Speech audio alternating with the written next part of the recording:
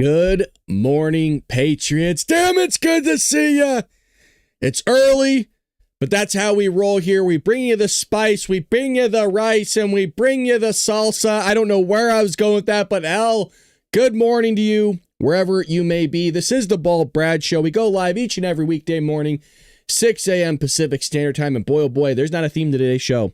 No, there's just a lot of wild and wacky news that we're going to be covering. It's good to see all of you. I stayed up way too damn late on TikTok last night. I stayed up way too damn late. Been having too good of a time hanging out with some fun people, gaining some traction on there. And when I stay up late, it's past midnight for me, folks. And I tell you what, you know we wake up early here for the show. And your boy's a little sleepy, a little deranged. I feel like Joe. It's basically, I always say this, whenever I go to bed very late and I have to wake up early for the show, I know how Joe felt all the time when he was at his best. When Joe was at his best, that's how I feel right now. Wild, wacky, a little freaky deaky. But let's jump into the news. Here we go. Well, Ukraine strikes deal with NATO to send weapons to Ukraine on Europe's dime. Now, some people like this, some people don't like this. But President Donald Trump announced on Monday that his administration would sell the best equipment, the best missiles. You know, America does it. We build it the best. To NATO for Ukraine's defense, and the threatened to impose 100% tariffs on Russia as it continues to wage war on Ukraine. He's giving them a 50-day deadline to get that going. During a meeting with NATO Secretary General Mark Rutte at the White House, Trump said, "We've made a deal today, the deal of all deals." Okay, I added that in there for those on audio. "Where we're going to be sending them weapons and paying for them, or they're going to be paying for them, excuse me." Which is nice, because before we were just sending them anything and everything, right? We were sending them, here's $100 million here. Oh, you wanted $200 million. My bad. Let me go ahead and change that for you. Here's another $300 million. And we want nothing in exchange. Where the EU said, hey, we'll lend you money, but you're going to be paying us interest on it. We're not just going to give you free stuff like those idiot Americans. So, if we're going to be doing anything involved in this war, since Putin doesn't want to pull his head out of his, you know what? Might as well make a little bit of cash off of it, which is very kind of sickening to say, because there's young men, dying on the field every single day because of this war. I mean, what are you going to do, though? Ukraine's going to get their stuff pushed in. Russia's not willing to give up. Russia wants land. They want soil. So Trump's just doing what's the best for the Americans. Make a little cash out of it. So I think there's a clip here. Here we go. We make the best equipment, the best missiles, the best of everything. The European nations know that. And we've made a deal today, and I'm going to have Mark speak about it, but we've made a deal today where we are going to be sending them weapons and they're going to be paying for them. The United States will not be having any payment made. We're not buying it, but we will manufacture it and they're going to be paying for it. Well, there you go. There's another one here. You want Ukraine to have it, what it needs. This is really big. You called me on Thursday that you had taken a decision. And the decision is that you want Ukraine what it needs to have to maintain, to be able to defend itself against Russia, but you do want Europeans to pay for it, which is totally logical. And this is building on the tremendous success of the NATO summit. The 5%, but also the decision to keep Ukraine strong and the decision to increase our defense industrial production. So based on that, that was Europe stepping up. This is again Europeans stepping up. So I've been in contact with many countries. I can tell you that at this moment, Germany massively, but also Finland and Denmark and Sweden and Norway, the United Kingdom, the Netherlands, Canada, they all want to be part of this. And this is only the first wave. There will be more. So you also have them saying we are very, very unhappy with Russia, and we're going to be doing very severe tariffs if we don't have a deal in 50 days. I'll play it, but the reasons that you're here. I've said it time and time again. Enough with this. Well, we're going to give you 30, 50 days. Look, it's been going on for way too long. Just put them in there. Give them 20 days. Like, hey, we'll give you 20 days to figure it out. If you can't do it in 20, Putin, you know this is what everybody wants. If you can't figure it out, then we're just going to do it. 50 days. I mean, you know how many people are going to pass away in 50 days? And maybe there's a way or a reason as to why they came up with specifically 50 days. I'm not really sure. But you don't need 50 days to say, hey, we're not going to do this anymore. Fine. We don't want sanctions. We want to work with everybody. Let's have a little bit of fun. I see the Middle East wants to get involved and have fun with everybody. I don't mean that in a negative way. I mean that in all legitimate terms of going, hey, you know what? Look, they want to start maybe signing on to the Abrams Accords. They want to be a part of the global economy like we saw with Syria. We'll see what happens with that. That could have been a bad move by Trump. We have to wait and see how that one plays out. But I don't know about the 50 days. How many days are we supposed to give them? You guys let me know in the chat. One of the reasons that you're here today is to hear that we are very unhappy, I am, with Russia. But we'll discuss that maybe a different day. But we're very, very unhappy with them, and we're going to be doing very severe tariffs if we don't have a deal in 50 days. Tariffs at about 100%. You'd call them secondary tariffs. You know what that means. But today we're going to talk about something else. And as you know, we've spent $350 billion approximately on this war with Russia and Ukraine. And would like to see it end. It wasn't my war, it was Biden's war. It's not my war. I'm trying to get you out of it. And we want to see it end. And I'm disappointed in President Putin because I thought we would have had a deal 2 months ago, but it doesn't seem to get there. So based on that, we're going to be doing secondary tariffs if we don't have a deal in 50 days. It's very simple. And they'll be at 100%.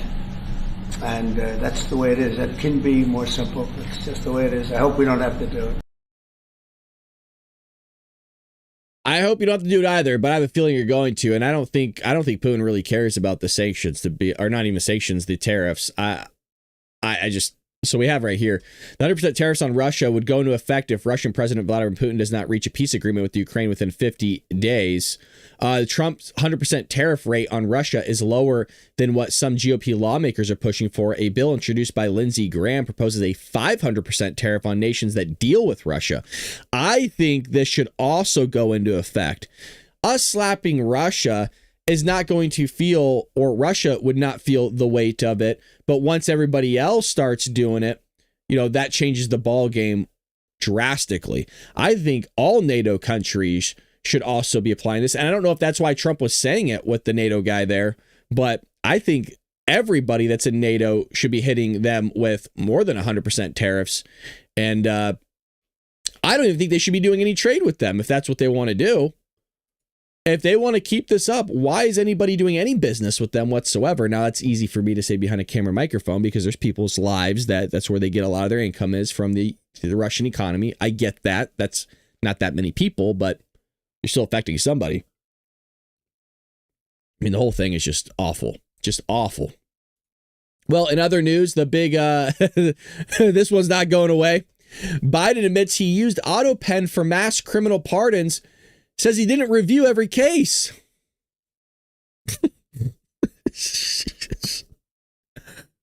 I just don't see how this is legal.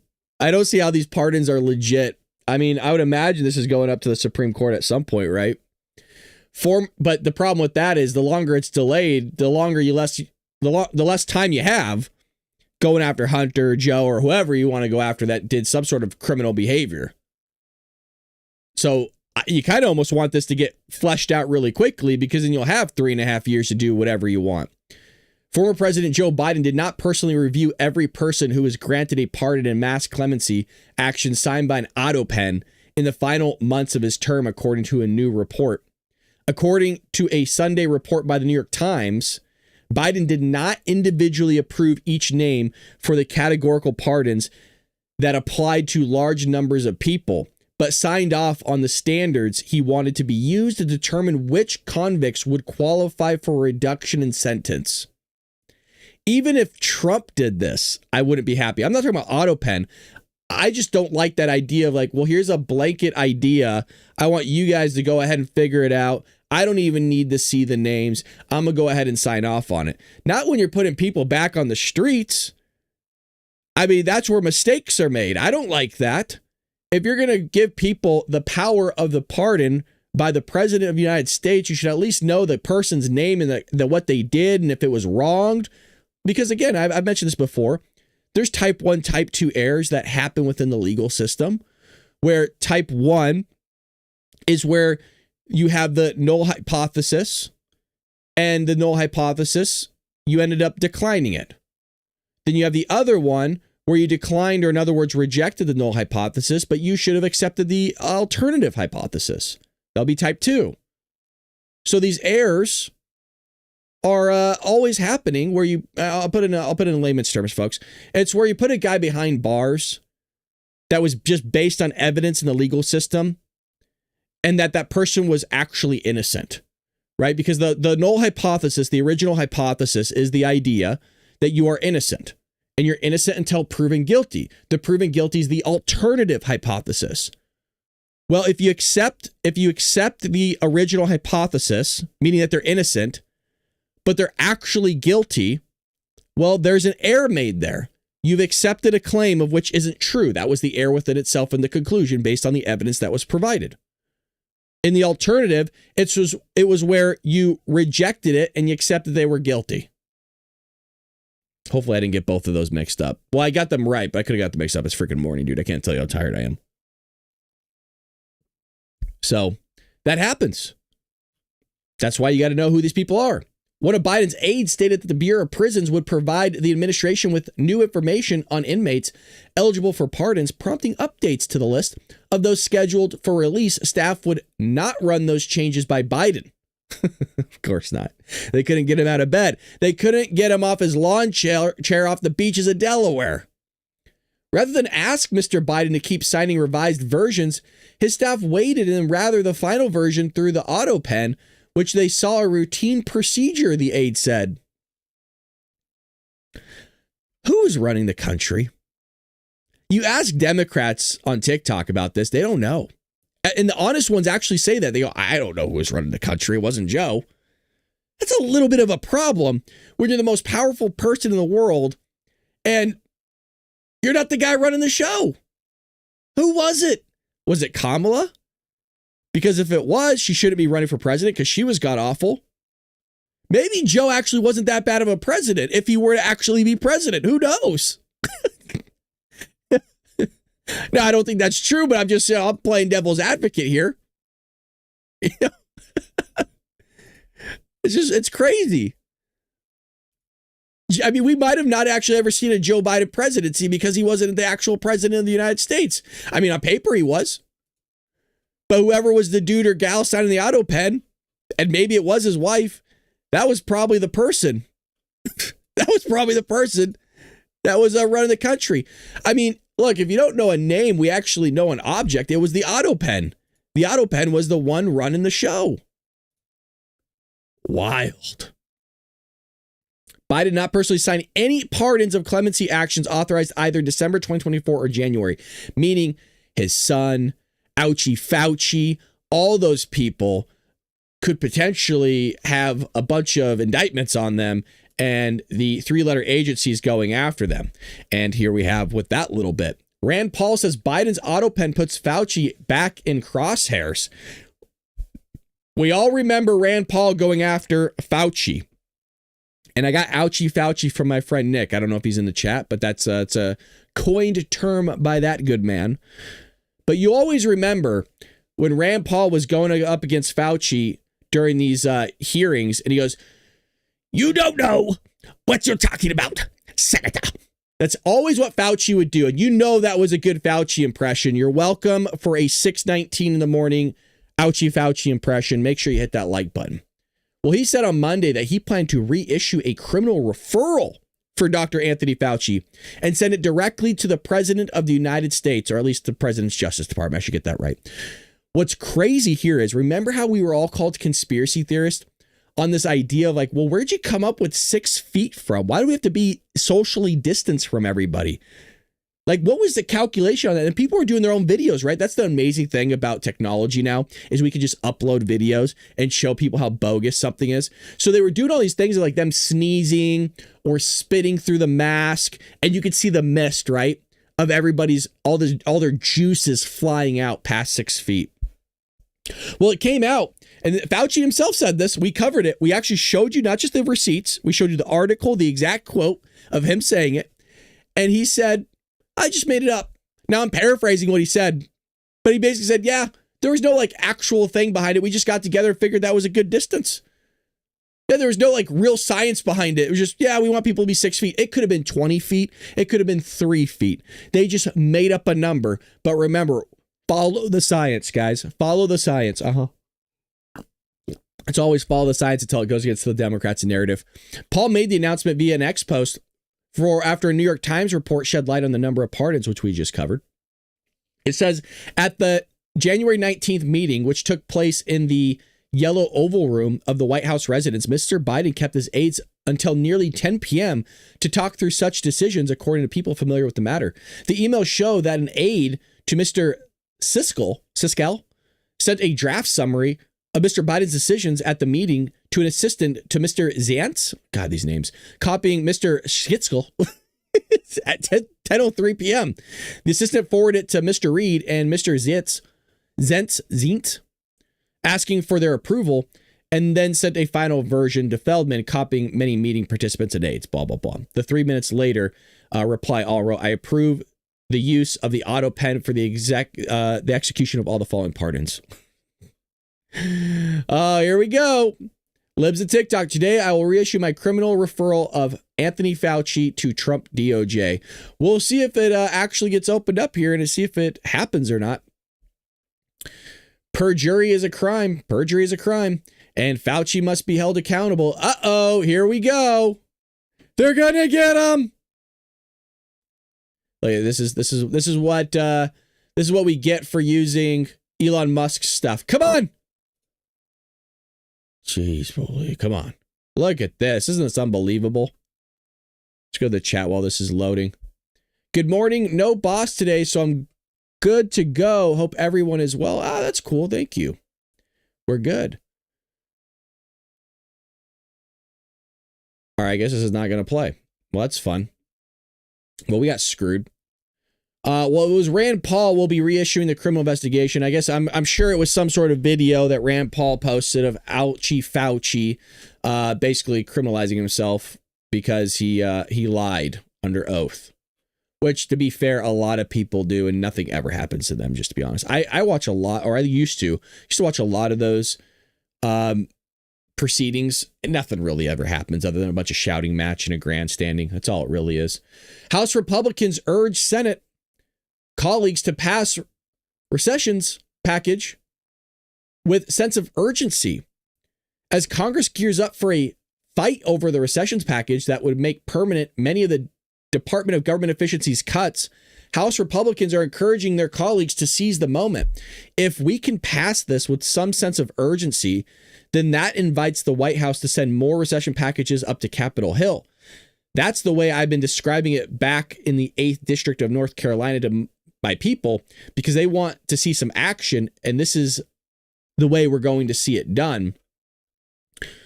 The bill, which the Office of Management and Budget sent to Congress in early June, contains many of the cuts that were revealed by Elon Musk's Doge initiative.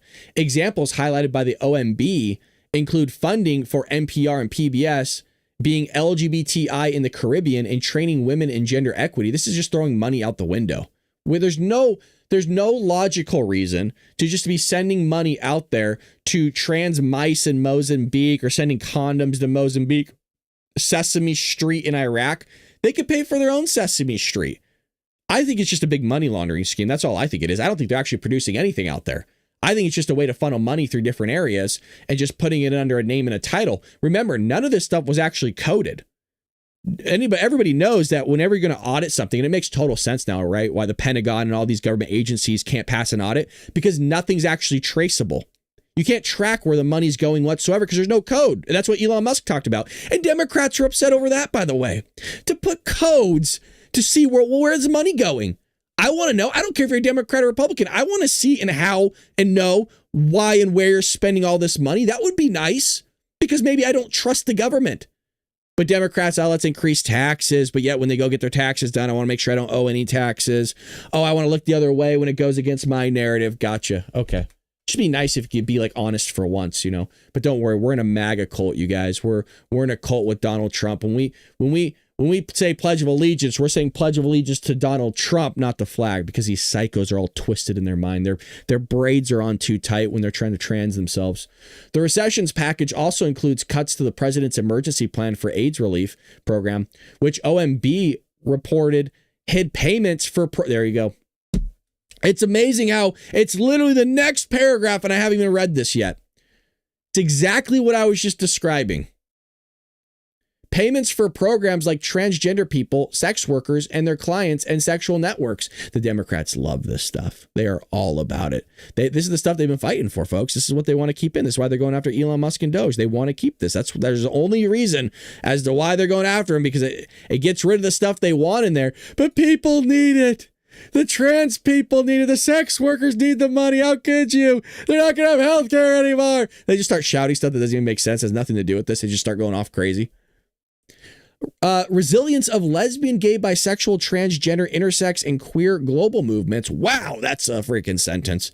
And circumcision, vasectomies, and condoms in Zambia. I've never heard Zambia. I can't even get that name right this morning. I'm so damn tired. There you go. Jeff says, all right, Brad, tell me about it. Yeah, because Jeff's an auditor. He gets it.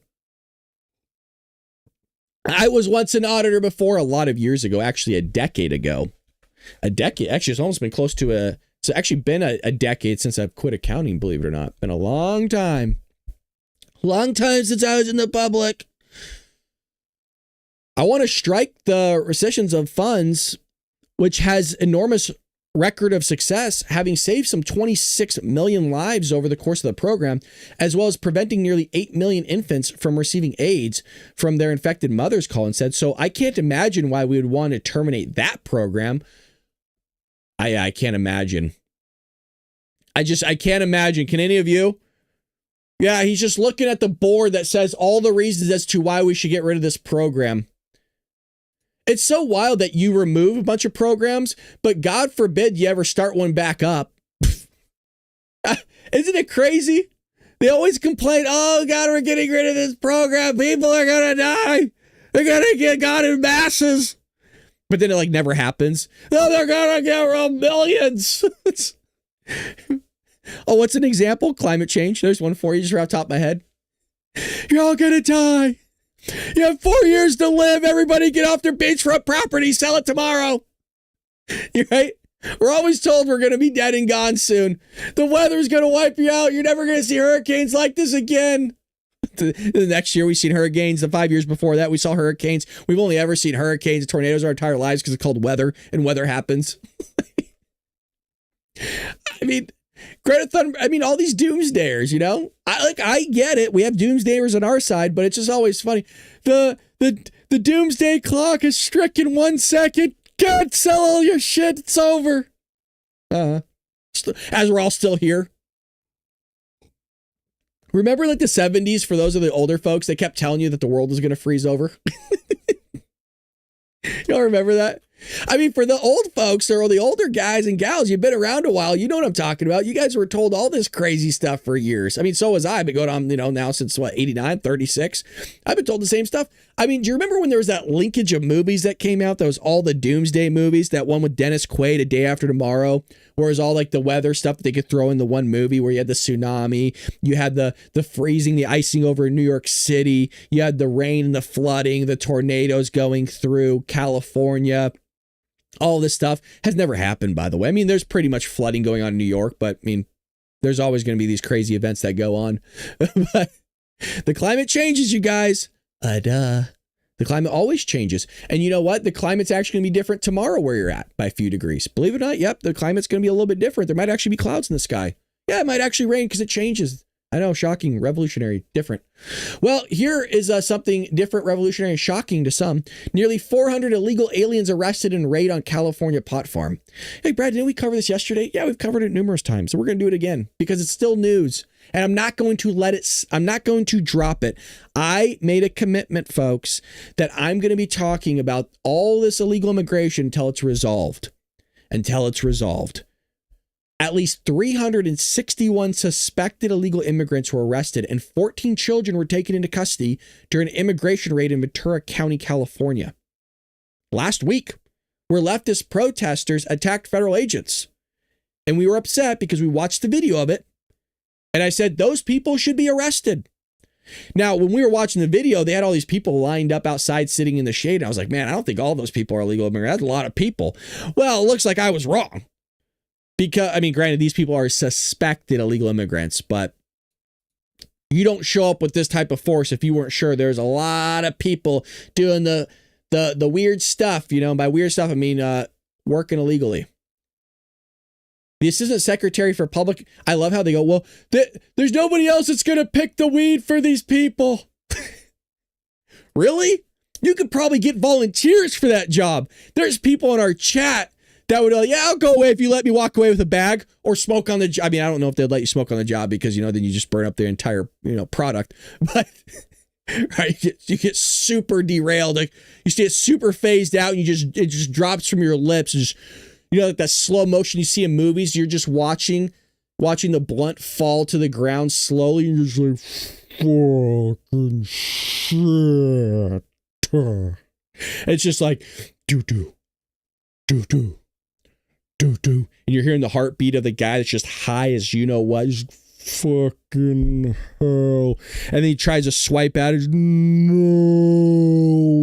the weed pot farm. And he misses it. And he's like, no. And he's watching it drop. And then the whole thing goes up in flames. All I'm saying is there's be volunteers. You've given a little baggie of the dopey wopey, right? The Hawaiian reefer, the end of the world doom clout. I don't know. I'm making names up, but you guys know what I'm going with here. Tricia McLaughlin, the Assistant Secretary for Public Affairs for the Department of Homeland Security, told Fox News on Sunday that many of those arrested at the marijuana farm had heinous rap sheets. Oh, did they? No, did they? Including kidnapping, child molestation, the rapey, serial burglary, hit and runs. These are the people that they wanted to support. It's so wild. It's always that. Well, how do you know they did this? How do you know? It's like, they just show up to a random farm with all this tactical gear and they don't have any idea of who these people are. Okay, yeah. They showed it to a random marijuana farm and was like, oh, well, we'll see. We'll just take a shot in the dark here. That's how these people think. I don't know, maybe these kidnappings are able to be tracked, right? There's also reports. Maybe somebody ratted on somebody else and told them a massive scheme was going on. That's usually how it starts. Somebody ratting or telling on somebody through public reports, and then they flesh this out through investigations. They have people maybe that were involved. Maybe there's an undercover cop inside the farm itself. These people can never think at all. Like, well, how do you know? How the hell do you know?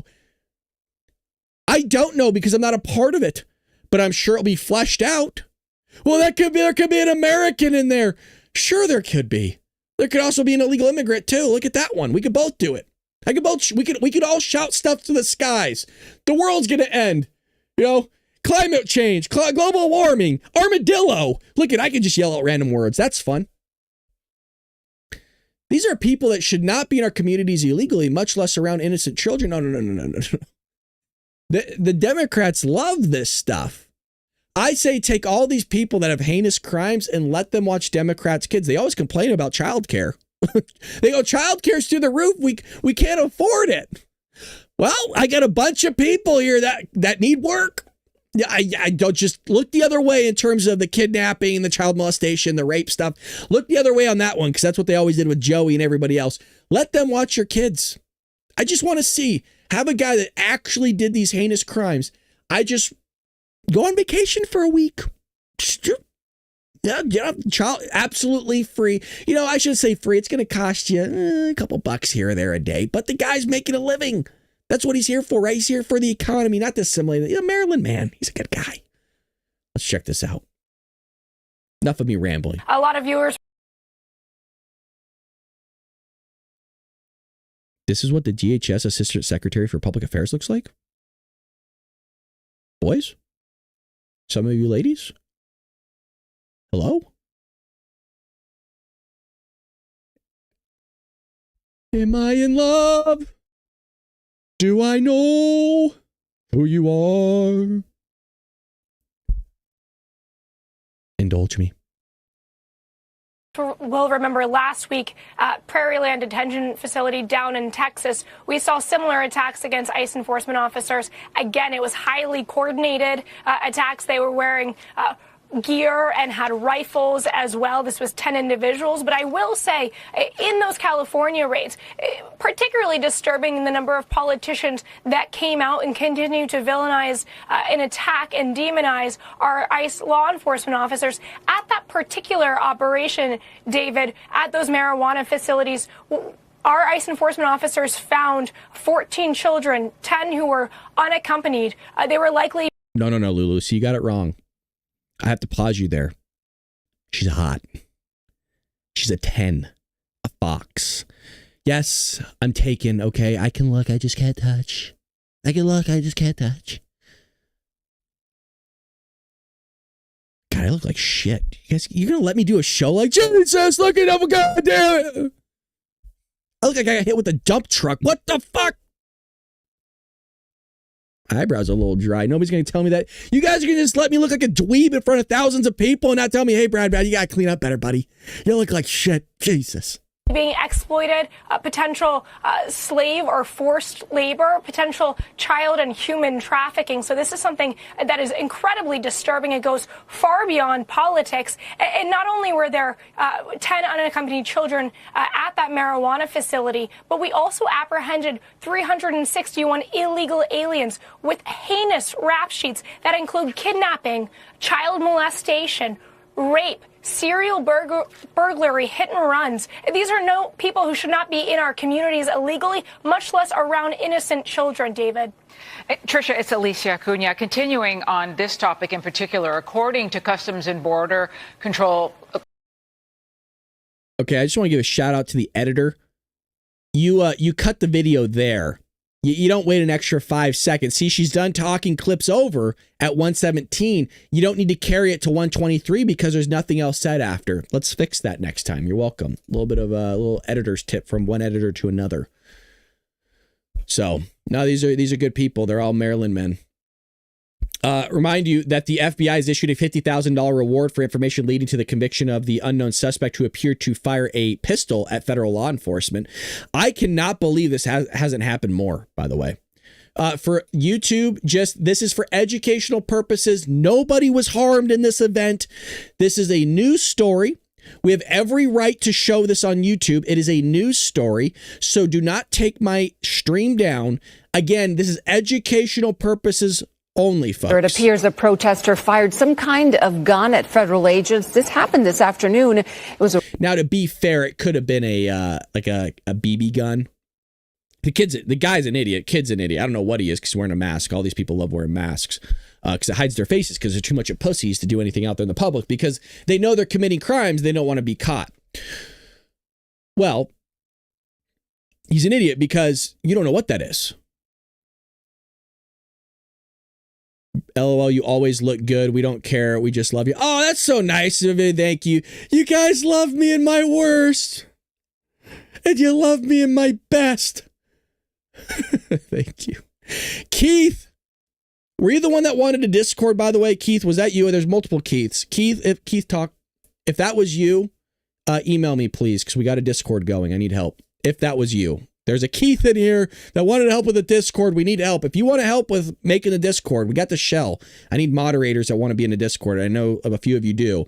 Please email me at thebaldbradshow.com and let me know who you are and what your username is and stuff like that so we can get you in there. We want to get this done this week, folks. We get people in Discord. There's going to be a moderators only chat. There's going to be an admin chat. There's going to be where you guys can talk with each other 24/7. All that stuff. You could send each other clips. You could send me stuff to cover on the show. Discord is there. It's created. It's called the Culper Ring, by the way. Again, you're like, what did you say, Brad? I'm sorry, what? The Culper Ring. Jeff actually asked me, how'd you come up with that name? Well, I'd love to tell you. The Culper Ring was a spy organization under the Revolutionary War, specifically under George Washington. It was a spy ring.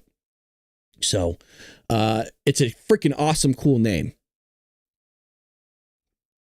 So anyways, we do have a Discord. It is set. I just haven't sent it out to you guys yet. It's not in the description just yet, but it's going to be where we can all hang out. And you can talk with me if you want. I was talking with Jeff on Discord the other day for a little bit. He's helping out, which I appreciate. Appreciate all your help. Thank you to the mods, by the way. Again, shout out to the mods for always being here and helping out. God bless you. They volunteer, folks. They don't get paid anything to do it. They just volunteer. I figured, hey, you guys are in here anyways. You might as well hang out with us. Hands above the table, Brad. The hell does that mean? Brad, fix your hat. Was I talking about Democrats again? Thank you. You can do this. Hat is getting so worn out. It's like warped. It doesn't even look how dirty it is. All right. Jesus. My skin is dry. Oh, let me get closer. All right. Not bad. Got to clean up under here. All right. Enough of me. Enough of me. Jesus. Yeah. Angel. So email me. Angel says, I do Discord. Yeah, I bet you do. Is that some sort of marijuana? All right. Where were we at? Okay, how the one big beautiful bill sustains and saves Medicaid. I wanted to go over this, and we're going to go over the entire article because this is a talking point they keep bringing up on TikTok, and the Democrats keep bringing up. I figure, we need to cover this so that we're all kind of thoroughly equipped with talking about this Medicaid stuff that's going on. It really is, you guys. This is like they're not talking about the tax cuts. They're not talking about anything other than the Medicaid stuff. Like millions of people are going to die. They're going to lose their health care. And then my question has always been, I didn't hear a peep from Democrats under Obamacare that removed 4 to 5 million people instantly off their health care. I didn't hear I didn't hear anything about those 4 million, 5 million. Are they 6 feet into the ground? I don't know. I didn't hear anything about them. It's weird. It's only when Trump does something. So this is important, you guys. Really, we're gonna read the whole thing really quickly here. I don't think I'm going to give much interpretation. I just want you to hear it. In a huge victory for Oklahoma, Congress recently passed President Donald Trump's big, beautiful bill, big win for us, which among many wins will deliver the largest ever tax cut for working and middle class families, secure the border, and lower energy costs. Unfortunately, Washington Democrats, who are desperate to change the media narrative after the brutal 2024 election loss, have made it clear their mission to lie about this bill and mislead American families, especially on Medicaid program improvements. Democrats claim the bill guts the program, but in reality, Republicans voted to protect and strengthen Medicaid for those who need it. Medicaid's long-term stability is at risk. During the Obama administration, Democrats expanded Medicaid eligibility to include able-bodied adults. Adding 20 million able-bodied people to the program rolls out between 2013 and 2021. Today, roughly 35 million Americans are living below the poverty line, while over 70 million people are on Medicaid. What's worse, a stunning 36% of Medicaid spending is on able-bodied working-age adults, most of whom are not working. They're just mooching off the system. Now, does that mean every single one of those able-bodied working adults should not be on Medicaid? No, that's not what it's saying. It's saying we need to stop offering stuff just as a blanket statement and start figuring out who actually needs it and who doesn't. God forbid you do that. But they're complaining because you got to do paperwork. Yeah, it's good. It's going to hinder your life a little bit. The fact that you have to do paperwork here is basically what the Democrats are complaining about. What was first designed as a critical social safety net for Americans most vulnerable, including pregnant women, children, people with disabilities, a low-income senior and family, has quickly ballooned into an unsustainable mess at risk of bankruptcy.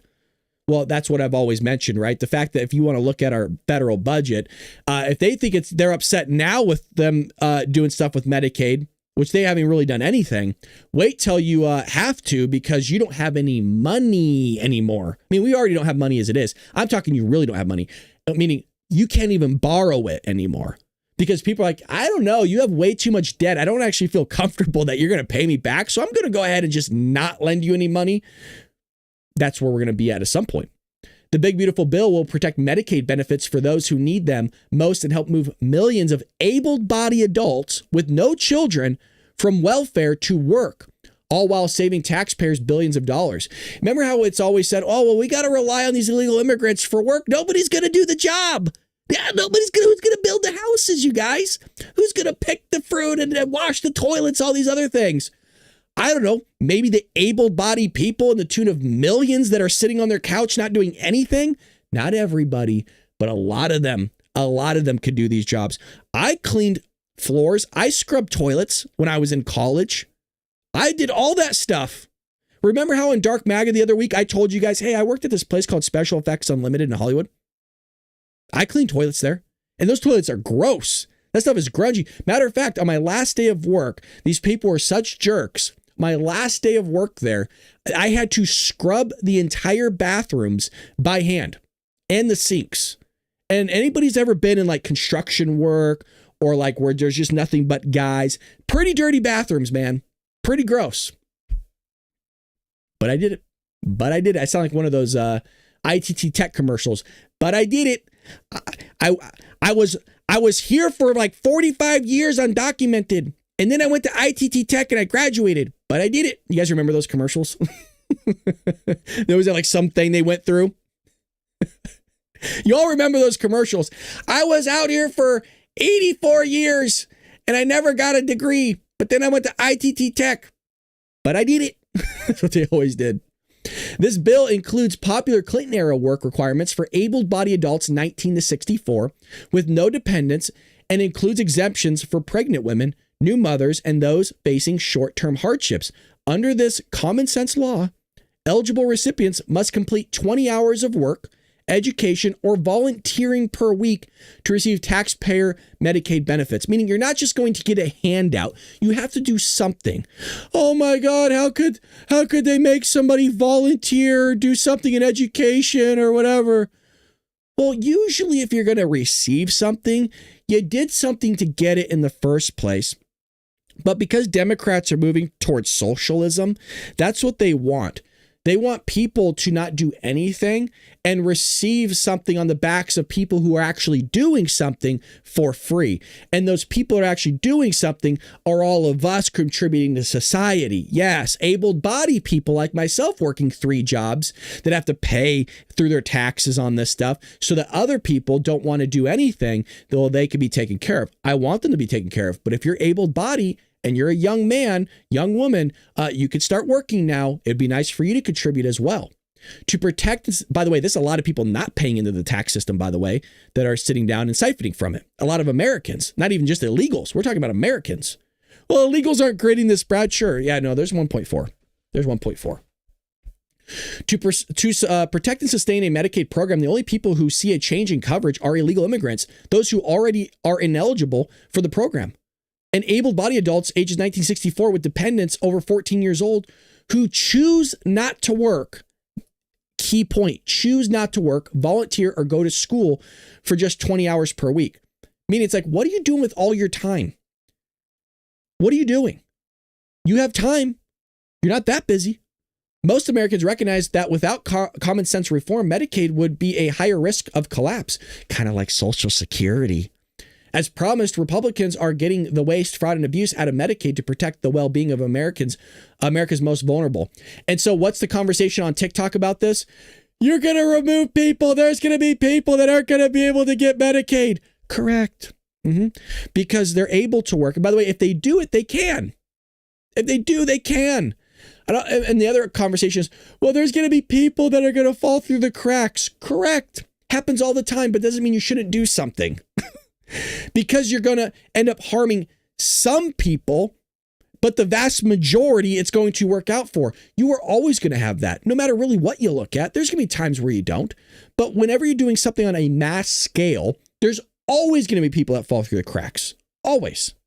And that's like the weird stuff they point to, again, is the outlier. Well, look at that guy over there.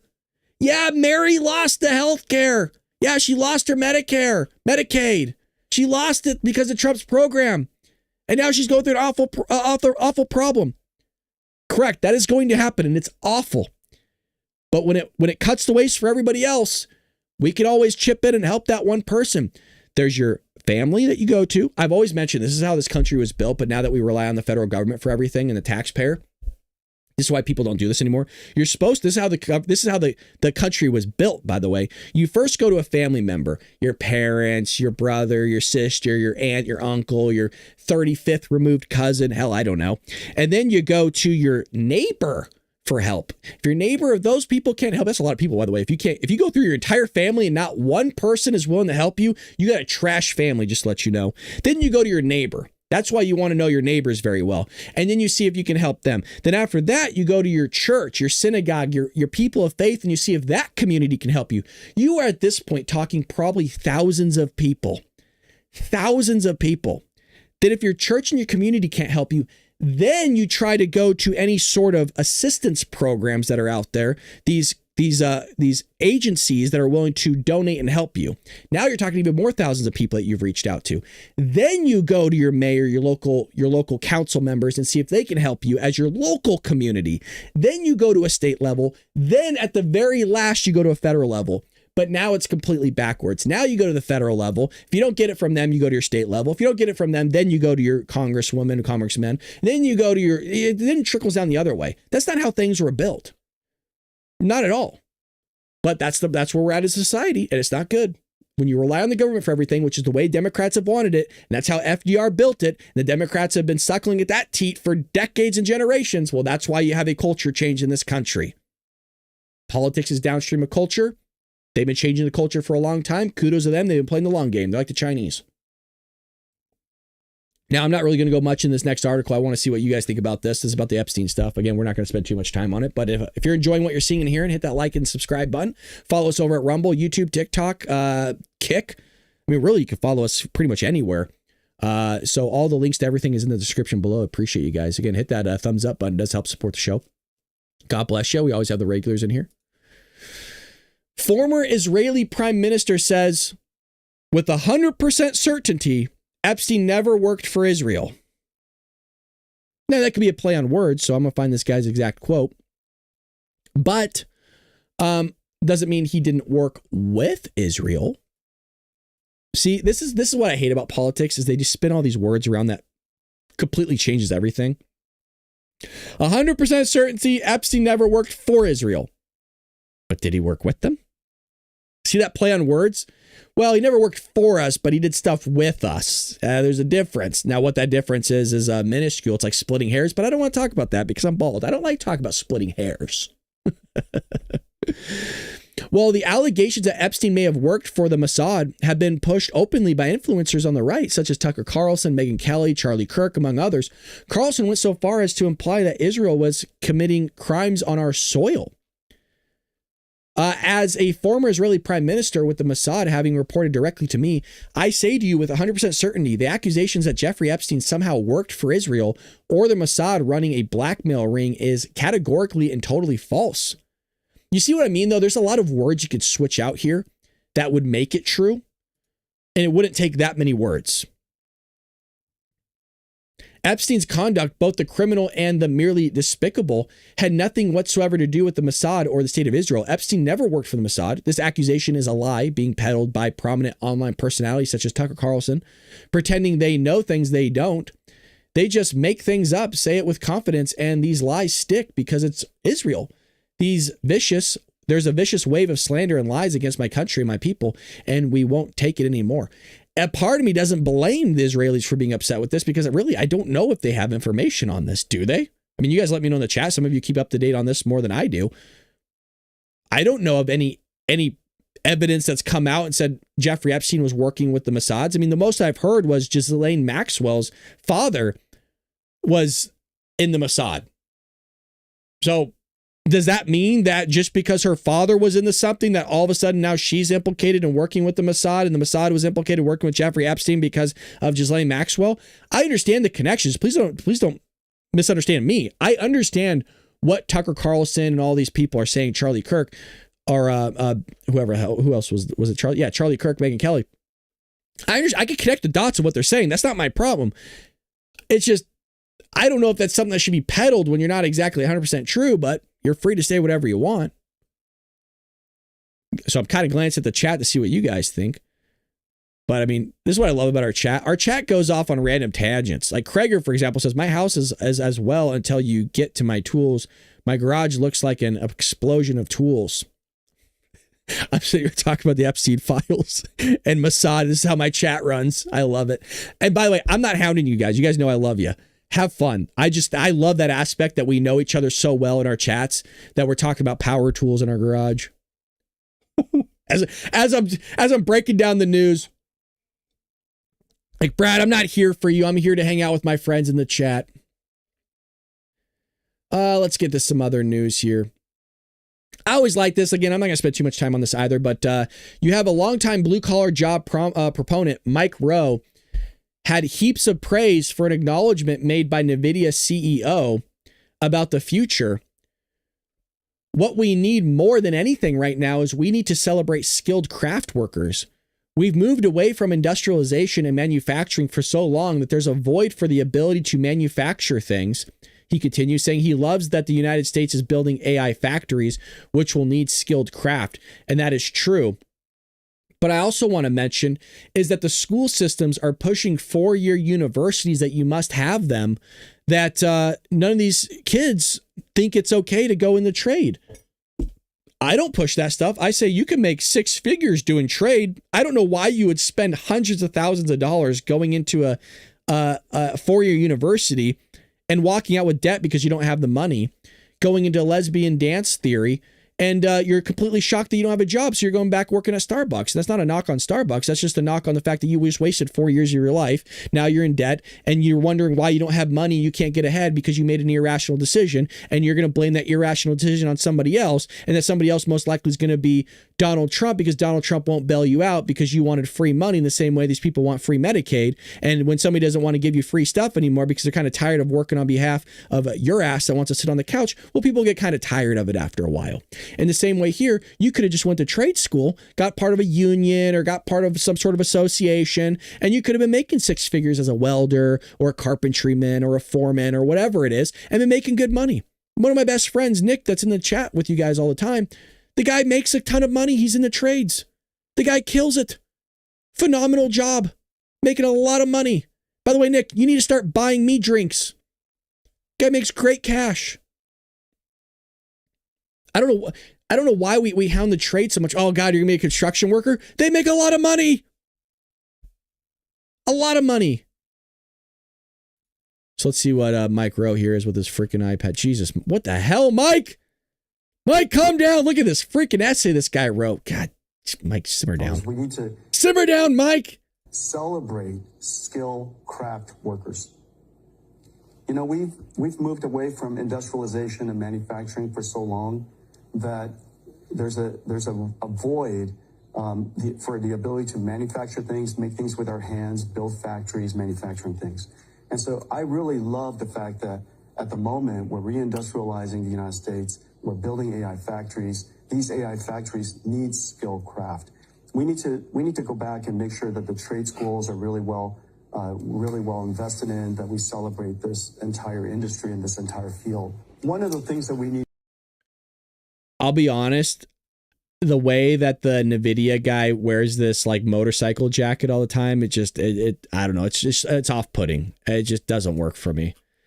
You get to a certain age where you're like, well, I don't know if you should be wearing that anymore, man. It's like these CEOs saw what Steve Jobs did, where Steve Jobs always wore like that turtleneck black shirt, right, in the jeans, and he walked all funny with the dad shoes and he had the glasses, and everybody kind of took that as like, oh, I need to have my own look like Steve Jobs.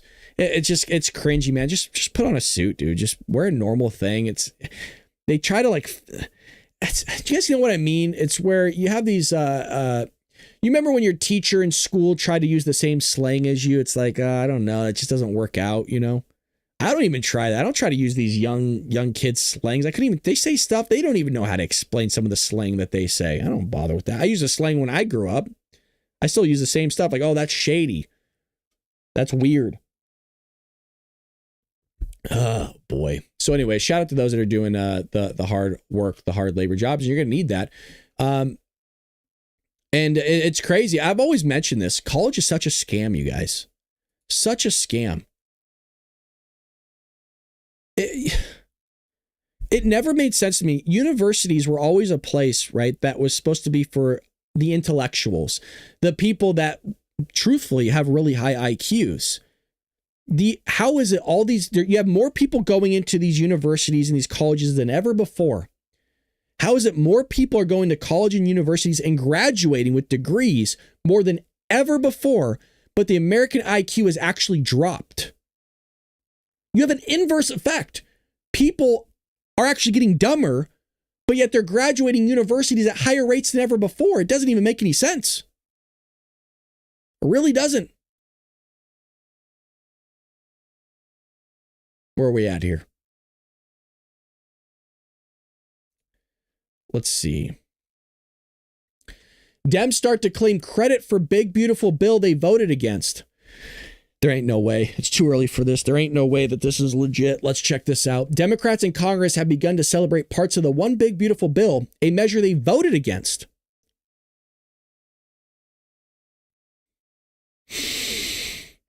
Sharice Davids, Emmanuel Clever, Clever, issued a joint press release last week touting a provision tucked into the legislation that locked in $625 million for World Cup security.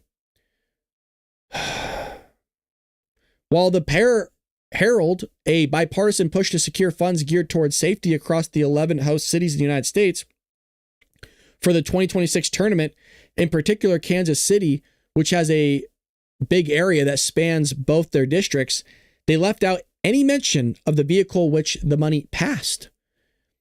I've been proud to work with Congressman Clever and bipartisan group of colleagues to advocate for these much needed resources, and I'll keep working to make sure Kansas City is ready to shine on the global stage. After joining with representatives from across the country to push for federal investments that will ensure a safe and orderly event, I'm very happy that we were able to secure $625 million to support security efforts in the 11 host cities. Both Democrats are co-chairs of the Congressional FIFA World Cup 2026 caucus, which also has Republican members. The One Big Beautiful Bill, which is hundreds of pages long, aims to fulfill many of Donald Trump's spending goals in his second term. Democrats, along with a couple of GOP holdouts, criticized the measure over its Medicaid reforms, as well as concerns about the debt and tax cuts benefiting the wealthy. It's always about the wealthy. By the way, the tax cuts were so important because it was going to affect more than anything the lower middle class. And I've been having this discussion. They keep going to me because I used to be a tax accountant. Doesn't mean I can't remember a majority actually of stuff when I was an accountant. It was a decade ago. But I always tell them, like, I don't understand why this is even a point that Democrats want to argue. It benefits you. It benefits. They go, well, it's for the rich. It's for everybody. The rich are going to make out on this as well. So is the lower and middle. And that's why it was so important for the lower and middle. I mean, aren't they about equality and equity? So aren't we supposed to make sure that you create things that are for all Americans? It's so odd they keep going after the rich and the wealthy and the billionaires and the millionaires. It's like, aren't those the people that are creating jobs? Aren't those the people that you're able to get the money from to buy a house and finance? They forget it. So they don't ever think about this stuff, that it's the millionaires, billionaires, and the wealthy that have their money, locked up in the markets, but they also have it locked up inside the bank as well in some cases. And it's when that money's locked up that the bank is able to lend you money to finance your stupid behavior in life. And then when you finance your stupid behavior in life, you're going to complain still about the rich and wealthy that gave you the money to finance that stupid behavior that you're doing. And you're going to blame it on some nameless, faceless, shadowy figure out there for your stupid investment opportunities. And investments is in air quotes, because you should never even be investing in a new vehicle. Should never, ever, ever. Let's get to some other news here before we end. This was a breaking news yesterday. Trump won again in the Supreme Court. Just the dude, it's just endless winning with this guy, man. And that face that he's giving on screen right now is perfect. Did I win again? Even though it's never Pete Hegseth doing it, I just always love Donald Trump and Pete Hegseth relationship.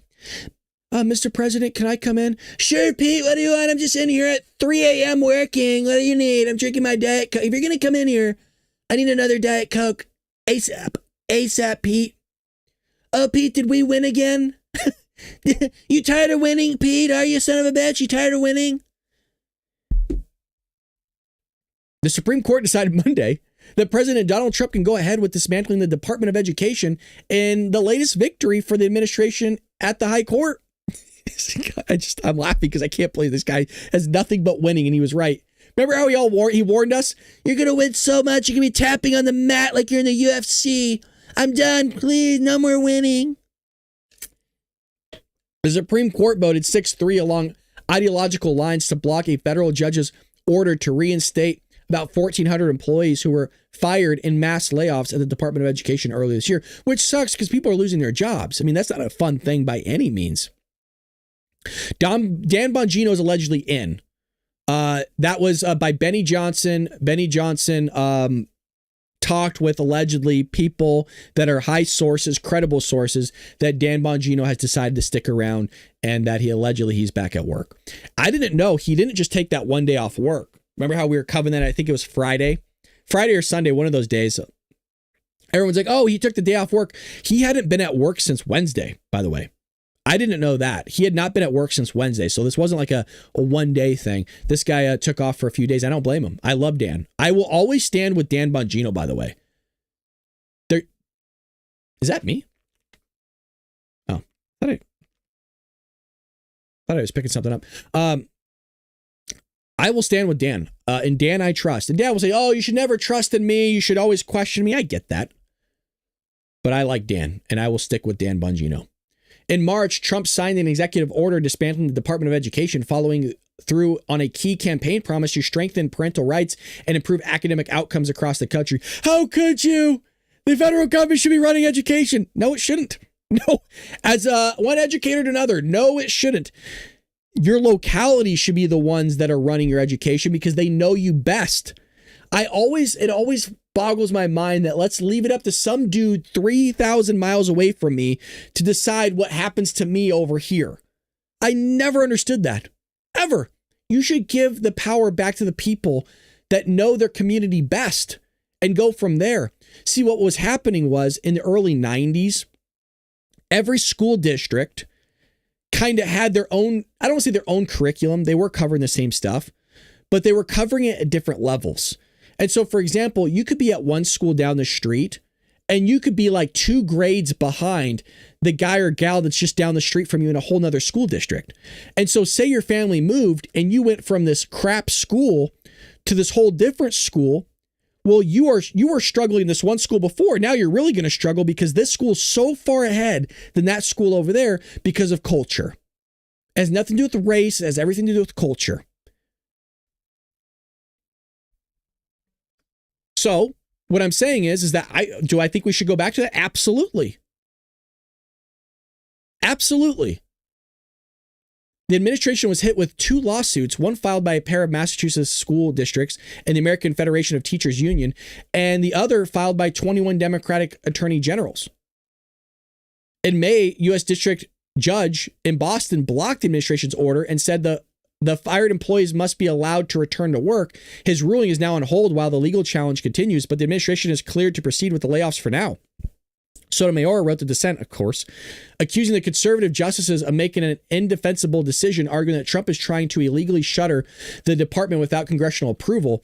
To eliminate the Department of Education outright, Trump would need an act of Congress, but his executive order dismantles the department as much as possible. But that's not what he's saying. Trump's saying, hey, we have waste. We have a lot of things that's going on in here. We need to cut because we don't have money. We can't fund this thing because we don't have money. But because these people don't understand how things work, and rightfully so, Congress has the keys to the purse, we're just going to keep driving ourselves into the ground. And Trump's saying, well, look, I'm still going to have the thing function in some way, shape, or form. I'm not dismantling it. I'm just cutting where we don't have money. How can we continue to pay these people when we don't have money for it? It's a great business question. But because most of these people in Congress have never ran a business, they never went to business school, they never read a book about business, they're going to tell you how to run it. And that's why we're close to $37 trillion in debt now. Because a bunch of people don't know how to budget correctly. When the executive publicly announces its intent to break the law and then executes on that promise, it's a judiciary duty to check that lawlessness, not to expedite it. Yeah, but you're wrong in the sense of but his executive order dismantles the department as much as possible. As much as possible. He's not dismantling the department, just as much as possible. As long as the thing's still there, he's not breaking any laws. You might not like it. But what you're doing is you're pretending as if he's dismantling the Department of Education right now when he said, yeah, I'm just gonna lay some people off because we don't have the buddy. We don't have the buddy. The two other liberal justices, Ketanji Brown Jackson, that couldn't even tell you what a woman was, even though she is one, and Elena Kagan joined Sotomayor's dissent. Everybody knows it's right. The Democrats know it's right, Trump said just before signing the order. We're going to be returning education very simply back to the states where it belongs. Correct, because the states know best. You got to stop leaving it up to some people that have no idea what the hell's going on around here. It's amazing that you could dismantle an entire organization and say, hey, all that funding and stuff that's going on, just go ahead and give it back to the states, which is how things are supposed to be ran, and let them decide kind of what goes on with all this. We have no business in this mix because we don't know what's going on in You even notice that California always bitch moans and complain about Donald Trump? Well, he doesn't know. We don't side with Trump. We don't like the federal government. We don't like what the Trump administration's doing. Okay, so Trump's going, fine, you have at it. You make the decisions. Oh, well, how could you? How could you let us make the decisions on our own, you bastard? Right? It's crazy. It's crazy to think he's like, okay, well, you make your own decisions. I don't want any involvement in this.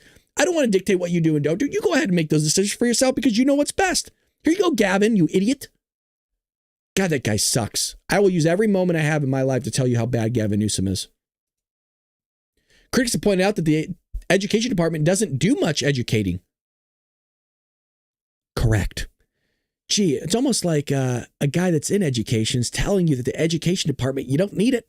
You don't need it. Though it spends $80 billion in taxpayer dollars each year, it has no say over public school curriculum, which are decided at the state and local level, as they should be, by the way. Instead, it doles out almost over $18 billion annually for Title I, the low-income school district program, and $15.5 billion for special education. It also enforces certain Title civil rights, Title IX civil rights, and sets the rules for colleges to participate in the $1.6 trillion federal student loan program. See, you're on your money lending out all this money, and these people wanted it just to evaporate. So you give them the money for free. You notice it's the same people complaining about not getting their student loans forgiven are the same people that are complaining about Medicaid. You see a common theme. You get money, but you don't want to pay the money back. You get free health care, but you don't want to do anything for it. You kind of see the theme, right? Yeah. Kind of see the theme. By the way, Republicans do this too. Republicans do it too. It's a culture problem. It's a culture problem. So, we always do this. We always check to see if anything's breaking here. So here's the news. Christian coffee shop owner helping homeless face protest in far left city. University defends teacher who allegedly attacked officers at illegal pot farm.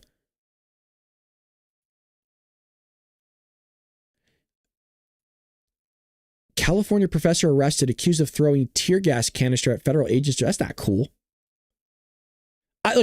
Here's the thing, you guys. I'm a proponent of teachers having a life outside of the classroom. They're normal people.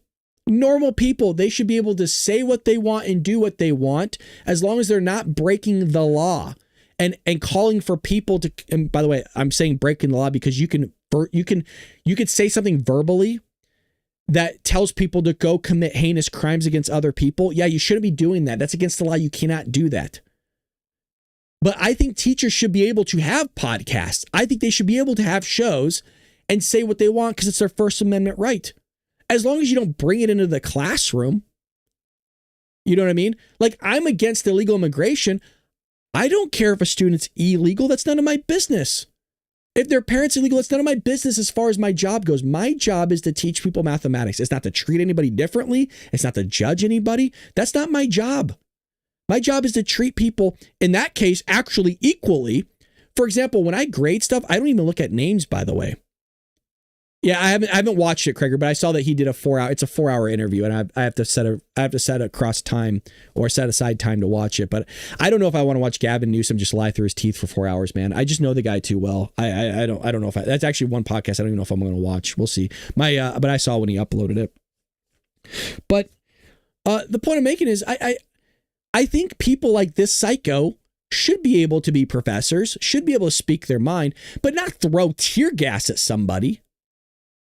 But I mean, dude, this guy looks nuts. Look at this guy's face, folks.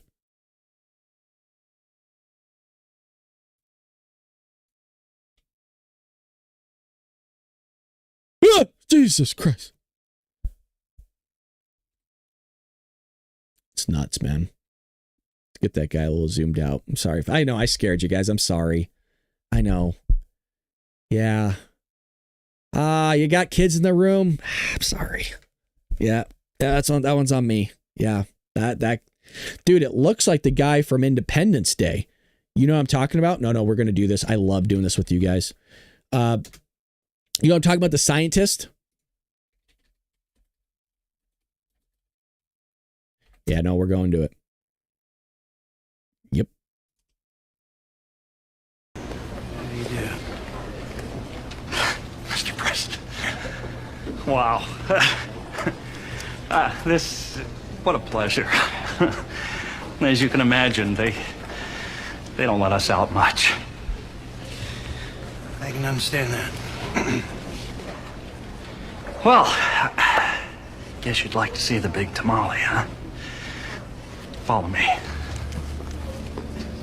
Wasn't this such a great freaking movie, dude? Wasn't this? They don't make shit like this anymore, boys. God damn, we lived through a good era. We lived through the 80s movies, popping out with those action films like do.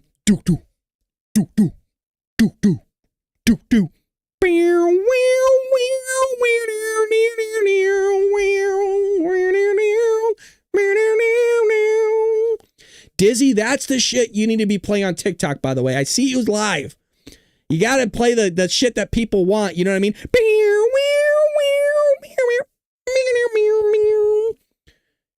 Then we get the 90s, right? You get Lethal Weapon 25.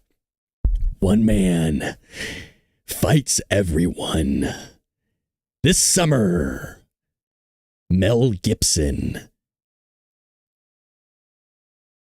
Danny, what was the guy's name? Danny what?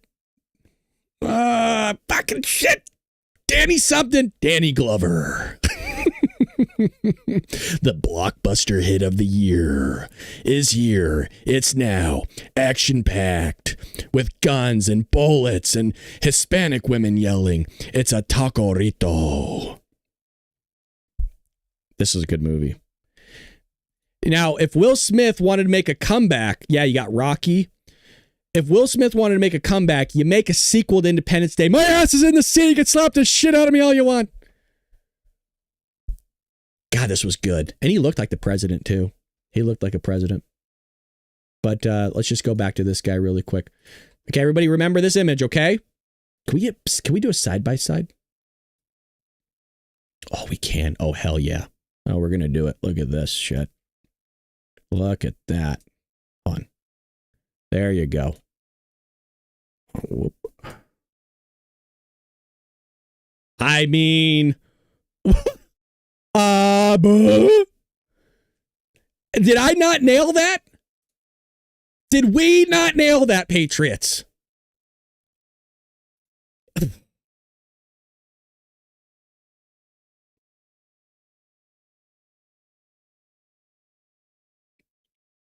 I'm out. I'm tapped. Refill. I'm the only one who runs the show. I have no interns. I have no interns. Did you guys know when I was actually a tax intern before I was a tax accountant? Did you know I used to make runs for coffee? Do you know how many coffees I used to have to get when I was an intern? I actually did that shit that you saw in movies. I actually did that. Dude, I would have to go out. I mean, it wasn't that bad, right? I got free Starbucks out of it. But I would have to go out and get the entire firm coffee.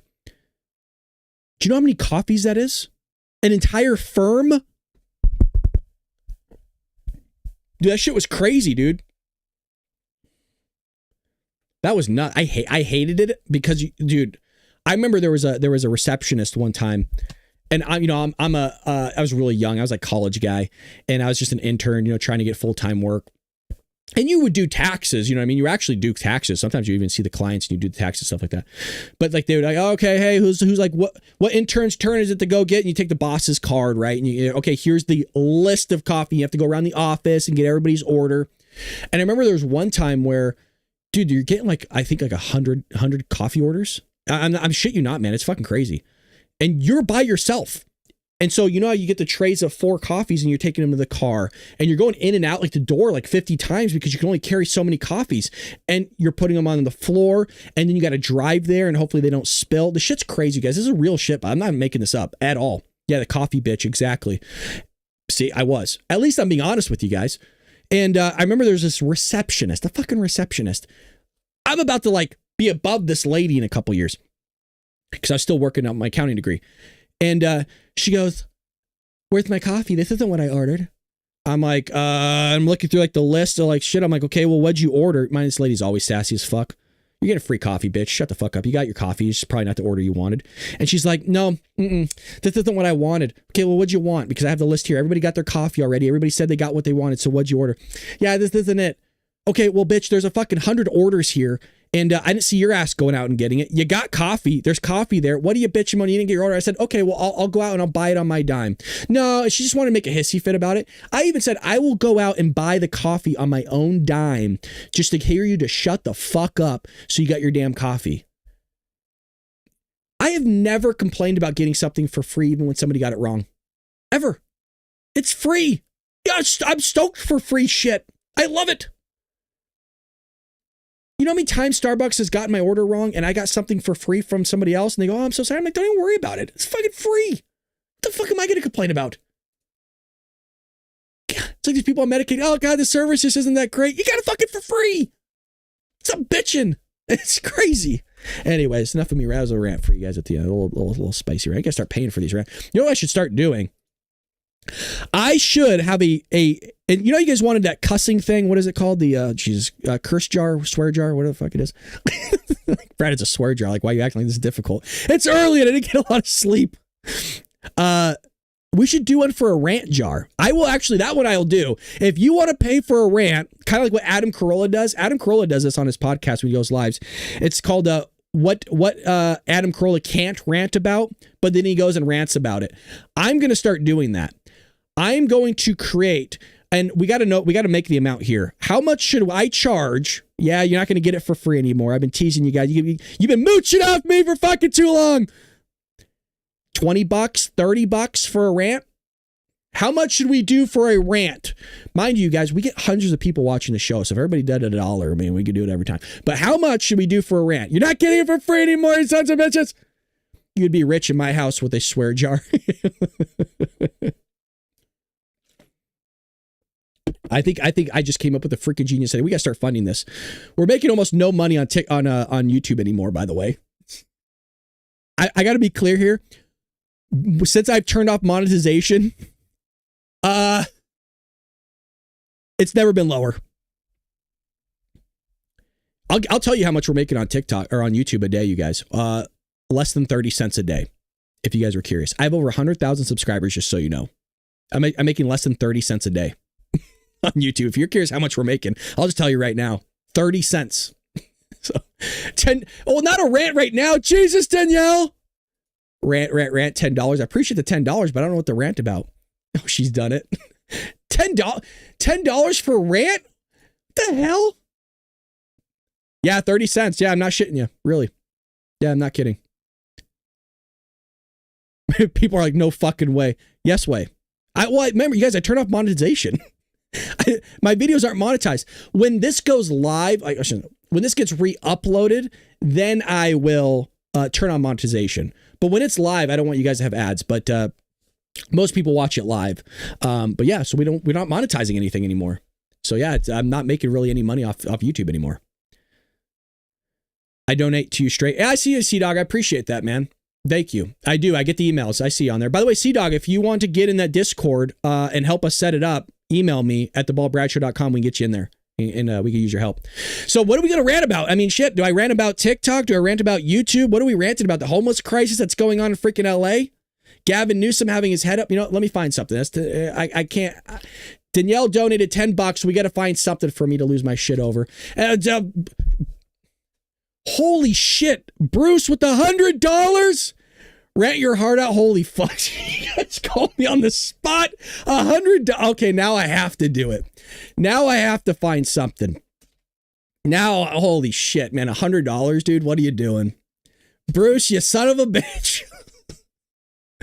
All right. Now we're doing it. Motherfucker. Here we go. Let me put on my headphones now because I have to hear what this asshole says. And not you, Bruce, this guy that's on the screen. $8.5 billion of tax collection in California every year from undocs. $8.5 billion that we receive just at the state level of taxes. That was the last Pew estimate. So it's not insignificant. Backbone, I mean, it's half of our agriculture work. You care about farmers and ranchers? If that's what your number one go-to commitment, then you sure as hell should care about their workers.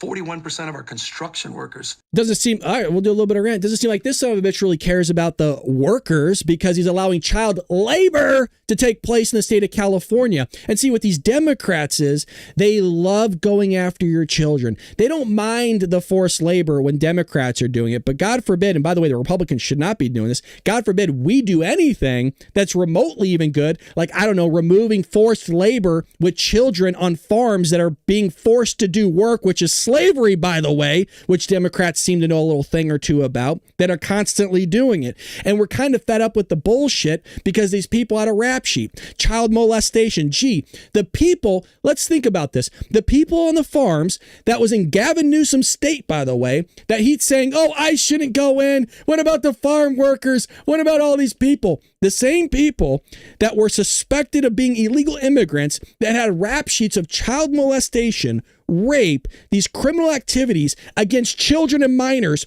were having children and minors on the same property as these child molesters and child rapists. Explain that one to me, Gavin, because your head is so far and greased up your ass that thing could slip in and out very easily. But it seems to never come out of your ass because you seem to be making the same mistakes time and time again. And it blows my mind that you have hundreds of people that will get their asses out in the middle of bumfucked Egypt, California, and travel on a dirt path to a farm they've never fucking been to protest ICE agents that are saving children from child rapists and molesters. How the fuck does anybody protest that? But these people are so against Donald Trump. Their heads are so far gone. They're so indoctrinated with Trump derangement syndrome from their education to their family to the Democrat Party, the progressive left, that they seem to not realize that what Donald Trump's actually doing is saving people. And people like Gavin Newsom don't know what the hell's going on in their own state. Remember, this is the guy that went to the French Laundry and he got to eat with all his friends and elites for the entire time, but we couldn't actually leave our house. And God forbid you go to your church service. God forbid you go worship your God, which is your freaking right to do so. And your ass gets locked up. Your ass gets thrown in the brig. Not him. He's fine. Not Nancy Pelosi, whose own barber and hairstylist ousted her ass, where she looks like a wax figure that's being melted during a climate protest. Her ass gets her hair done, but God forbid that you go out and get your hair done for yourself because there's COVID that has a 99.9% survival rate. You're more likely to probably die from the flu, depending on your comorbidity levels, than you were from COVID. These people are nuts. And this guy's going to complain about farm workers. They're all Maryland men. They're all good people. None of these people, absolutely none of them want to harm. How about those children that you potentially just saved from fucking molestation? How about those children? Can we talk about them? We can never talk about them because the second you do, it blows out the narrative. It blows out the narrative because there's some guy that's been here for 30 years. You notice it's always the conversation. You start talking on how Donald Trump is removing these scumbags off the streets.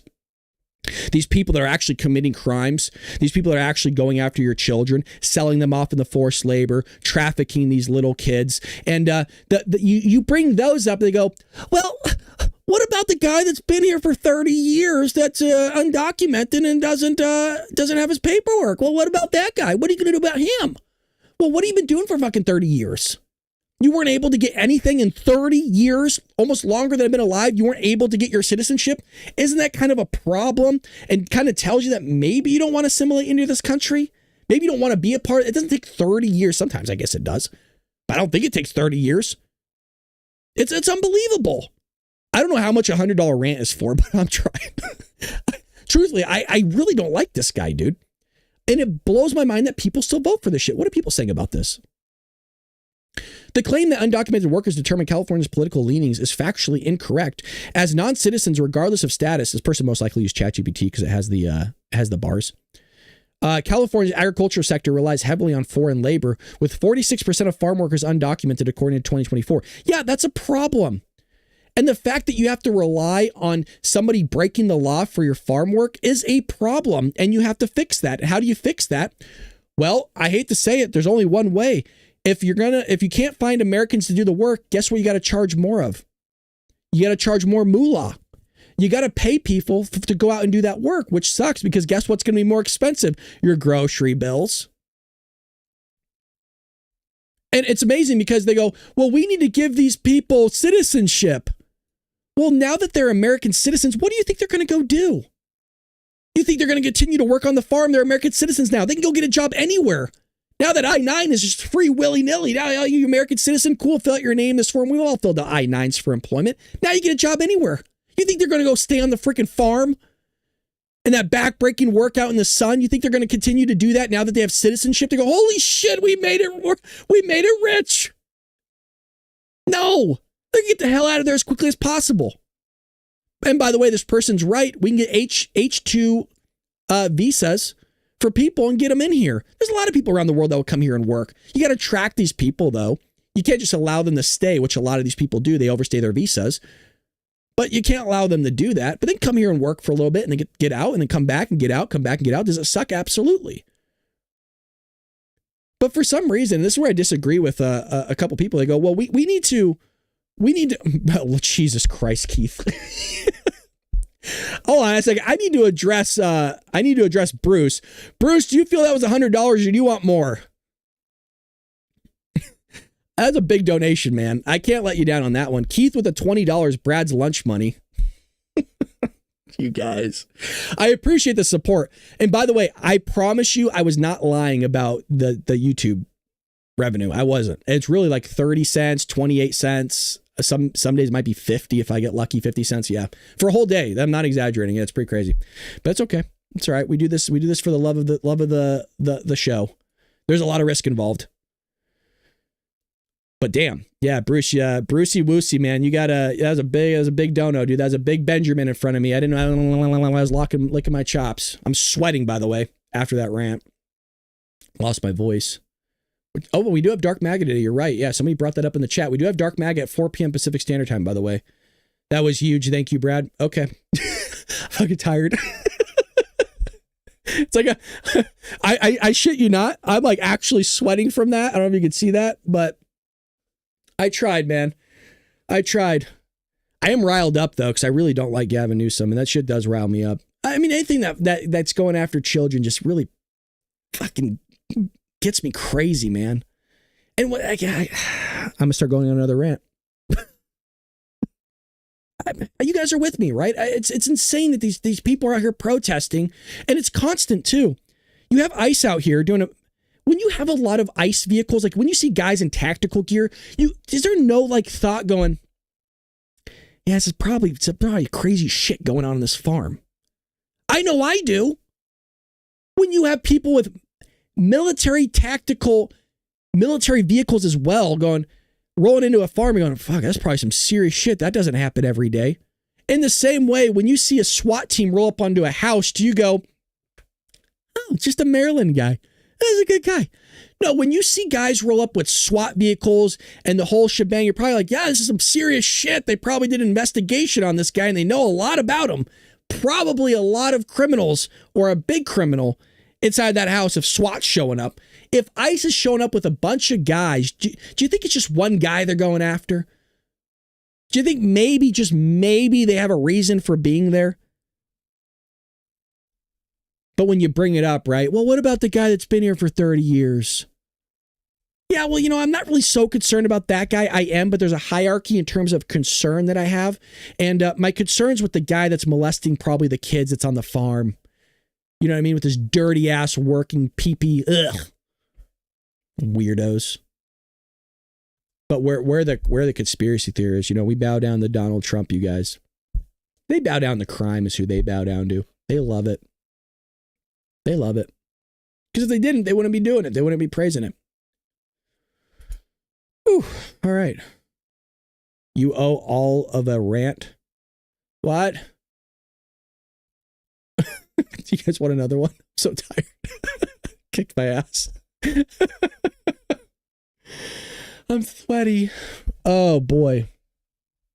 Let me see. Sorry. I still can't believe Bruce, Keith, Danielle, thank you so much. By the way, Danielle, I did get your email about the list. I don't know. So I should fill you guys in. Danielle sent me, and hopefully it's okay that I say this. Danielle sent me a list, and I before you sent it, actually, I've heard rumors that there was a guy that hacked the system that did get an Epstein list. I did hear about that.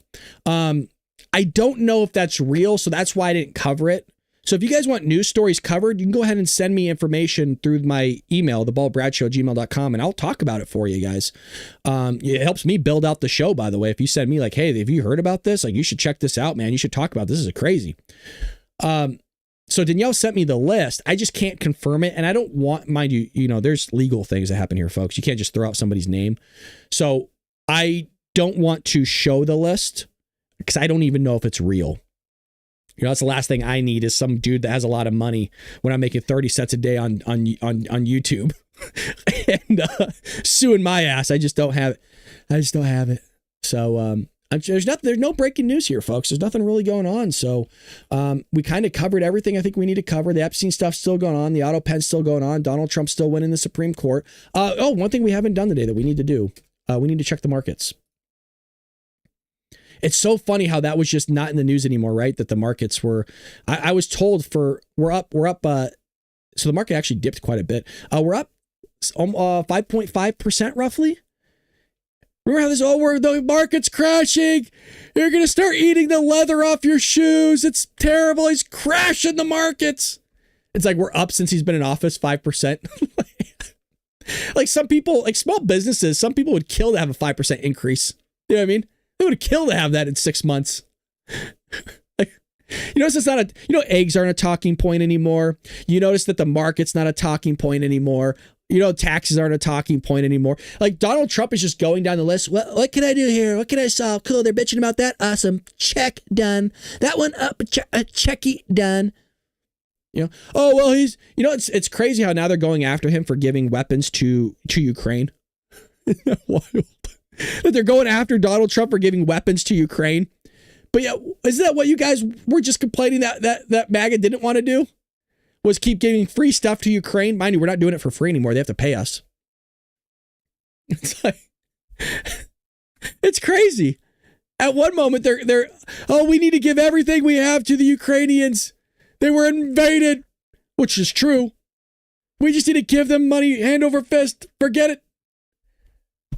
So now we're giving them weapons so they can protect themselves that they're going to be paying for. Well, NATO's going to be paying for, and they're still bitching about it. Well, how could you give them munitions? Where am I getting this from? I'm getting this from TikTok. I hear these people speak. I was probably on TikTok for a total of 4 hours yesterday. It's crazy what you hear these people say. It's really nuts. I'll give you an example. Some people are so crazy on TikTok, you guys. I think it's a character. Like I was in this one last night, and I actually liked the guy a lot. I think he's pretty funny.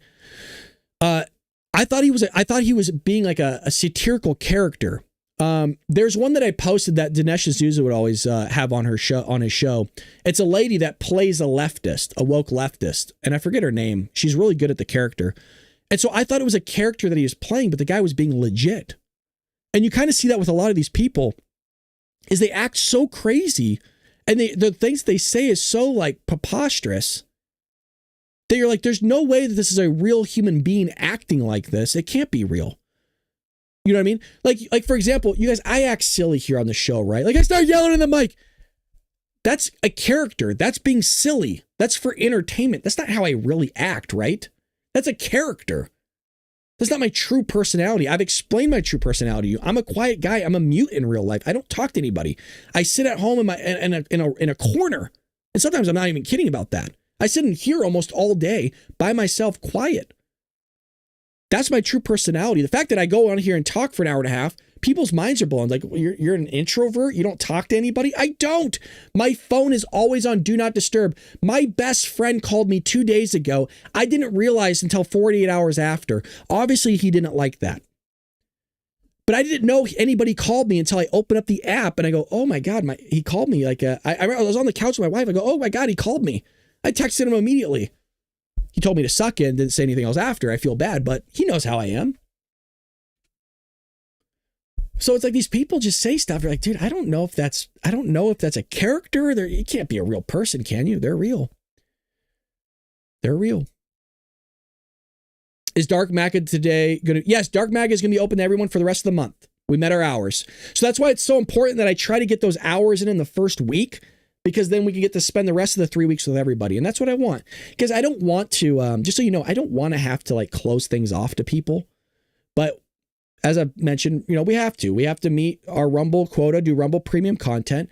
And, that's what we got to do, what we got to do. So, but yeah, it'll be open to everybody for the rest of the month. So we'll do that today. And, we'll see what we do. I would go in those TikTok lives on here if you guys want. The problem is that there's people screaming and yelling, and it's kind of like, I don't know if it makes for good television, but we could do that. If you guys want, we could hop in some TikToks for a bit, but we'll see. I also don't want to get banned. That's why if you notice, I'm not streaming on TikTok live anymore, because we just keep getting suspended for weeks on end. So with that being said, we'll cut it there. I might go back to bed. I got like 4 hours of sleep. I don't know if I look like shit, but I feel like it. I feel better though after all those donations, guys. Thank you. Kind of, I feel like I still didn't do justice for Bruce, but appreciate you, Danielle, for the $10. Again, Bruce for the $100 freaking dollars. That's nuts. There's like only a handful of people have ever donated $100, and I know one of them. Keith, again, thank you for the 20 as well. I know one of them doesn't want to be named. She knows who she is, but we appreciate her. God bless her. But thank you guys for supporting. And by the way, it's kind of nice too. Like, it's always sketchy. I was having this conversation with my wife. I've had it with you guys as well. We only gave ourselves 5 years to make this show profitable. Whereas if I were to lose my job because of something I said or was taken out of context, do I do this full time? I mean, that's a conversation that has to come up. Thanks, Bruce. I appreciate it, brother. God bless you. I want to make sure, some people are just like, oh, thanks for the $100 and they'll move on. But it's like, dude, that's a lot of money that somebody worked their ass off. Even for that $10 or $20, that's a lot of money. I want to make sure that you guys get what you want with that. I mean, I'm not going to flash my tits at you or anything, but here, I mean, I'll get close to it, but, but, it's something we have to think about, you guys, in February, really. It's something that we have to come together as a community and talk about. Is February will be 5 years, and we have to see, do we continue doing politics or do we move away from it and do something else? And that's what we have to think about. And we're going to talk about it as a community in February. Just want to let you guys know. And the reason why is because it's risky. It's risky doing this. I can lose my job at any moment. for something people take out of context and don't understand my true heart, my true intentions. And by the way, you can be like, well, can't you just explain it to them? They don't care. The left does not care. They'll target you. They'll go after you. When you do this, there's a lot of risk involved. And I've always taken that. So yeah, mix it up. I've thought about it. We might bring back spooky adventures on this channel. I don't know. We'll think of something. That conversation will be more so in February. You guys will be involved. I'm not going anywhere. Like, I'm not going to leave YouTube. The question is, do we start slowly moving away from politics and maybe start getting into more of the culture again? Yeah, it's scary to think that your political views can get you fired. Well, yeah, you know, when you're working with people, you know, it's always the case. But I will always do this. It's just kind of do reaction videos. Yeah, that's one thing I thought about too, is moving back into that, like uploading again and doing lives throughout the week. Again, I'm not going anywhere. I don't want you guys to think like, oh, he's done. It's just making it less risky is something we might have to talk about February. I'm not saying we're not going to continue the Ball Brad show. It's just, we'll talk about it. I don't want you guys to be blindsided by like, well, why is he talking like this? Where'd this come from? I always want to keep you guys in the loop. And that has always been the goal. If anybody's ever known me from day one, it's always been a 5-year goal I gave myself to make it to where if I did, I'd be able to sustain myself by doing this full time. That is, if we're making 30 cents on YouTube a day, folks, you think that is going to be sustaining me? No. And I'm not complaining about the money. I used to do this for free technically, but we might have to move it. Will, the midterms around the corner, we need your voice out there. I appreciate that. Well, I mean, we'll still cover it. It's just maybe in moderation. We'll still do a show, maybe spend, like, for example, can I just show you guys something really quick? Like, you see how Star Wars Theory's talking about Netflix interested to buy Star Wars? Maybe talking a little bit more about culture. You know, oh, there's this movie here, or Doomsday, right? Doomsday's coming out. Talking about those types of things. Maybe not so much hounding and slapping the shit out of Democrats all the time, but we'll see. We'll see. I can't hunt down news because of work, so I come here to get all my info. Yeah, I'll still cover it. Guys, we're not going anywhere. I don't want to freak you out. I love you guys. We've invested too much in the community. I just want to let you know that something we'll talk about, how can we transform the show? Maybe do like members only political content. I don't want to do members because then I'm charging you money for it. I don't know. We'll figure it out. Yeah, just so you guys know, I've already been talked to. So that's why I mentioned it. I've already been talked to. So I need, please, like, I'm not just pulling this out of my ass. I love what I do, by the way. I really do. I don't bring this stuff into the room. I don't do it. I just love what I do. I just want to teach people mathematics. I just want to help people. I've always mentioned that. I just want to help people. But, you know, some people get upset and, you know, I don't like this guy. He's too crazy. I don't want him around the kid or whatever. I get it. Then don't take the class. We need you after losing Bond. What the fuck? I'm sorry. So you got my brain off. I can just zoom in like that. After losing Bongino, we have a lot of people.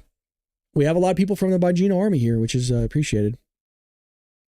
Some people are just, I can't say that, Dave. Jesus. Can you change your name and channel to get a new algorithm? I can't. I thought about it.